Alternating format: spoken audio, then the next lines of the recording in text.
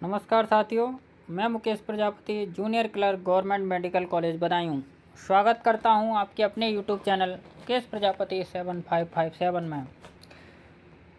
साथियों, जैसा कि आपको पता है कि ऑल इंडिया फर्स्ट राउंड के एडमिशन के लिए छात्र आना स्टार्ट हो गए हैं। स्टेट कोटे की फर्स्ट राउंड की काउंसलिंग ख़त्म हो चुकी है।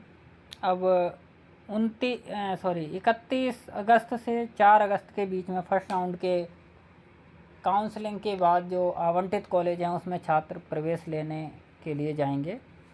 उससे पहले कुछ छात्रों के कमेंट आ रहे थे जिनका उत्तर मैं आपको इस वीडियो के माध्यम से दे रहा हूं। सुमित हैं, ये पूछ रहे हैं, सर गैप सर्टिफिकेट चाहिए क्या? मेरी क्लास 10th एंड 11th के बीच में 2 ईयर का गैप है।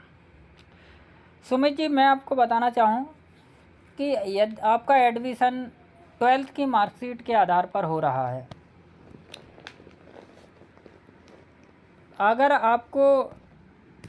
आपने 10th और 11th के बीच में 2 साल का गैप किया है तो उसमें गैप सर्टिफिकेट की आवश्यकता नहीं है। यदि आप 12th के बाद और नीट एग्ज़ाम देने के बीच में गैप होता, वहाँ आपको गैप सर्टिफिकेट देने की आवश्यकता रहती है।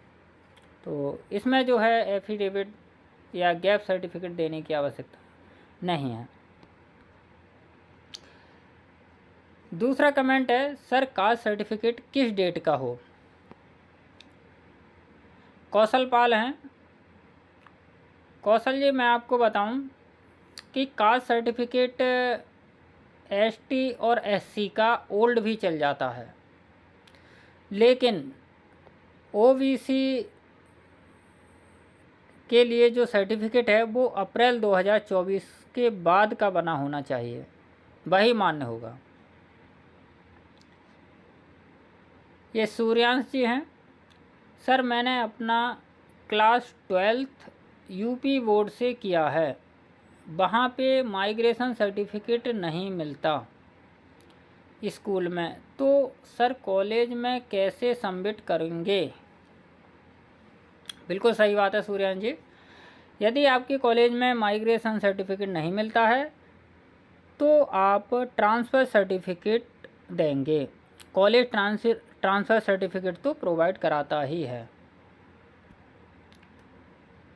आकाश जी हैं, सर मैंने 10th की मार्कशीट पे मेरे पापा मम्मी और मेरे सरनेम की स्पेलिंग श्रीवास्तव SHRIVASTAV और मेरे 12th की मार्कशीट पे SRIVASTAVA श्रीवास्तवा, आधार कार्ड और सभी डॉक्यूमेंट पे नीट के फॉर्म और रिजल्ट पे भी यही है। क्या मेरे काउंसलिंग रिजेक्ट हो जाएगी या कोई तरीका है जिससे मेरे काउंसलिंग सही से हो जाए और कॉलेज मिल जाए? प्लीज़ बताइए। आकाश जी, ये डिपेंड करता है प्रवेश कमेटी पर। दूसरी बात, आपका एडमिशन 12th के आधार पर हो रहा है, ना कि 10th के आधार पर। यदि इस प्रकार की कोई दिक्कत आती है और प्रवेश कमेटी नहीं मानती है तो आप एक एफिडेविट दे सकते हैं जिसमें यह स्पष्ट हो कि 10th की मार्कशीट और 12th की मार्कशीट मेरी ही हैं और दोनों मैं ही हूँ। तो इसमें कोई दिक्कत वाली बात नहीं है, आपका एडमिशन हो जाएगा। साथियों, ये थे कुछ छात्रों के कमेंट जो अभी आए थे, जिनका उत्तर मैंने आपको अभी दिया है। एक चीज़ और आपको बताना चाह रहा हूँ, जिन लोगों ने मेरी वीडियो नहीं देखी है वो इस वीडियो को अवश्य देखें, क्योंकि काउंसलिंग होने के बाद एडमिशन प्रक्रिया प्रारंभ हो चुकी है। अभी फ़िलहाल में ऑल इंडिया की काउंसलिंग चल रही है। 31 से स्टेट कोटे की भी काउंसलिंग होनी है। तो सभी छात्रों को एडमिशन सेंटर पर जाने से पहले जिन जिन डॉक्यूमेंट की ज़रूरत होगी उनकी लिस्ट मैं आपको इस वीडियो में उपलब्ध करा रहा हूँ। कृपया इसे ध्यान से देखें। फिर भी यदि कोई क्वेरी हो तो आप कमेंट करके अवश्य बताएं। चेकलिस्ट इस प्रकार है: